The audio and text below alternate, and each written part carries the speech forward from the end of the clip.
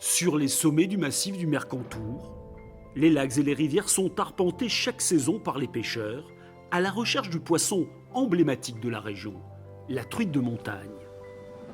Mais les populations s'amenuisent. Alors, depuis plus d'un siècle, chaque été, des milliers d'alevins sont introduits par la main de l'homme. Tout commence à la pisciculture de Roquebillière. Regarde. Voilà, tiens-moi bien l'épisode. Voilà, une belle truite arc-en-ciel avec toutes ses nageoires. Elle est vraiment très très belle. Elle fait à peu près 2 kilos. C'est vraiment un très très beau poisson. Ce matin, Christophe et Romain, hydrobiologistes, attendent 40 000 alevins venus de la région grenobloise.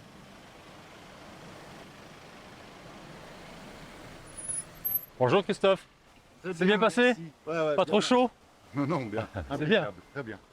Et au niveau température, c'est bon pour les poissons? Toujours à 11 degrés l'eau? Toujours en Ah ben c'est super. Pas de souci. Ah, elles sont magnifiques. Petites arc-en-ciel magnifiques. Eh ben elles vont être heureuses dans nos lacs de montagne. Oui. Avec la plus grande précaution, il faut rapidement placer ces truites âgées de 6 mois dans les bassins couverts du laboratoire.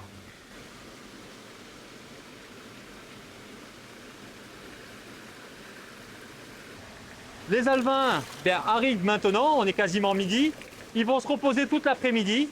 On va les mettre dans la pénombre pour qu'ils puissent se déstresser, reprendre un petit peu de leurs émotions parce qu'ils vont voyager déjà pendant plusieurs heures. Et puis après, on va les prendre et on va les mettre dans l'hélico demain matin et ils vont monter dans le lac de montagne. Il y a encore 5 ans, les alevins étaient produits dans ces bassins. Mais en 2020, la tempête Alex a détruit totalement la structure et ravagé les vallées du Mercantour qui portent encore les stigmates de cette crue meurtrière. 11 morts et 9 disparus. Cette catastrophe a marqué durablement les familles de la région, sans parler des dégâts chiffrés à près de 2 milliards d'euros. On s'est posé la question de restaurer la pisciculture ou pas. Il y avait des salariés qui fonctionnaient là. On ne fera plus fonctionner la pisciculture comme elle était avant. On la fera fonctionner à minima et vraiment pour nos besoins. Mais on a quand même besoin pour le repeuplement, pour garder un équilibre biologique dans les cours d'eau, d'introduire des alevins avec les phénomènes qui se passent actuellement. Après cette tempête, la vie a disparu dans la plupart des rivières de la région. La vallée de la Gordolasque, elle, a eu plus de chance. Épargnée miraculeusement, son cours d'eau permet encore aux pêcheurs de s'adonner à leur passion. Sur ces rives, nous rencontrons Daniel, enfant du pays et guide de pêche. Alors, dans ces rivières, on ne trouve que des salmonidés, c'est-à-dire de la truite fario, du saumon de fontaine et de temps en temps de l'arc-en-ciel qui est mise pour que les pêcheurs s'amusent. Demain, il se lèvera avant l'aube pour participer bénévolement à l'opération d'alvinage de sa vallée. Nous, sur Saint-Martin-Vésubie, avec les 2 tempêtes, malheureusement, on n'a plus rien dans les rivières. Que ce soit dans nos rivières ou dans les lacs, remettre des alevins, c'est renforcer une certaine population.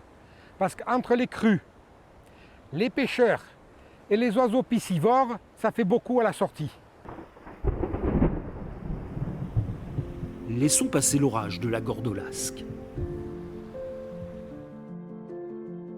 Le lendemain, aux premières lueurs du jour, retour à la pisciculture. Allez, emmène.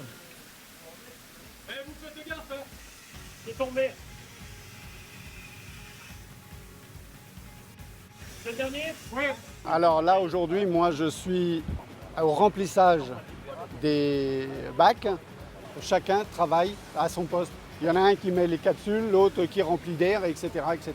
C'est tout dans la rapidité pour que le poisson ne souffre pas.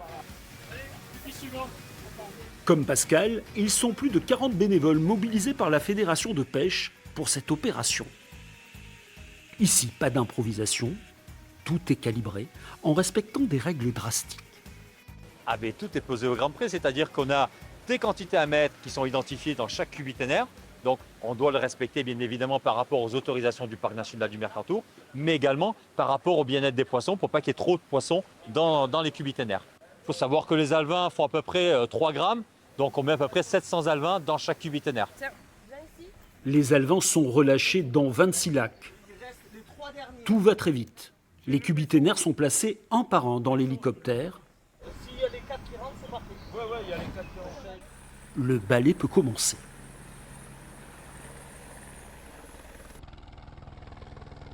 Maintenant, retrouvons Daniel, notre guide de pêche de la Vésubie, et cette fois-ci dans les airs, aux confins des sommets italiens.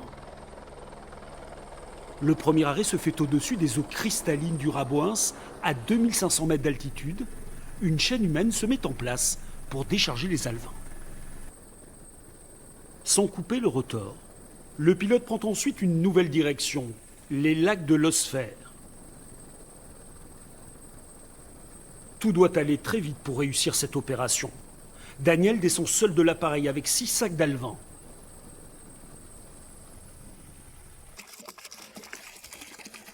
De petites truites fario qui dans quelques années seront pêchables. Dans 2-3 ans, ça fera des beaux poissons. Là, les alevins sont très beaux.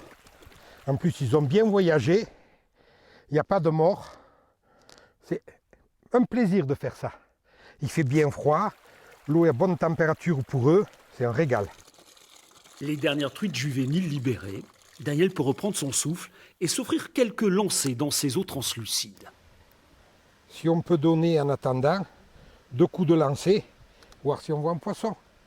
Profiter de l'utile à l'agréable. Dans ce paysage idyllique, l'équilibre est devenu fragile. À cette altitude, lacs et rivières subissent pleinement le dérèglement du climat. Les pêcheurs devenus des sentinelles des sommets le savent bien. L'alevinage en haute montagne est bien plus qu'une tradition. Elle permet de garder la vie dans les vallées des Alpes-Maritimes.